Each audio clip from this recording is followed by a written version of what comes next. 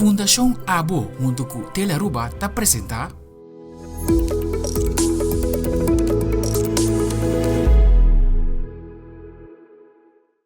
Programa Boca é um programa de screening preventivo que a Fundação ABO está oferece para poder detectar câncer na boca de matriz de uma etapa trempang. Ginecólogo Hogan Yu explica-nos mais tocante o programa Boca e está encorajar toda gente de mulher para fazer uso do programa de screening de boca.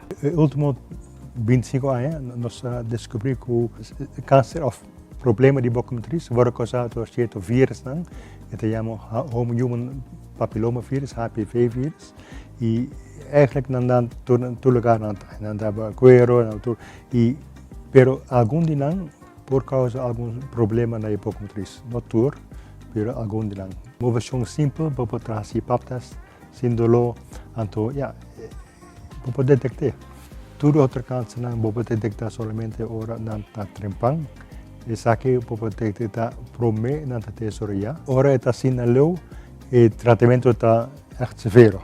Mas a operação, straling, tudo costang, antibiótico, quimio também e está fastioso. E com coisa simples pode evitar isso. Participar do programa de screening que a Fundação ABO está oferece pode ser beneficioso para a gente mulher. Dr. Avelin Figueroa te explica mais para que é importante para participar do programa aqui, como também seu benefício. Tem diferentes razões de como o programa de screening aqui é importante e beneficioso para a gente mulher. Eigenlijk tem echt structuralmente momento que você tem invitação para fazer teste de PAP. Nós podemos testar HPV também, então o vírus que grande parte da causa eigenlijk é câncer de boca de matriz.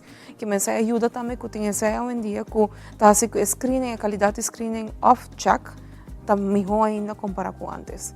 Via o programa Boca, a pessoa não pode chamar dependendo da idade para poder fazer teste. Dr. Avelin Figueroa te explica mais.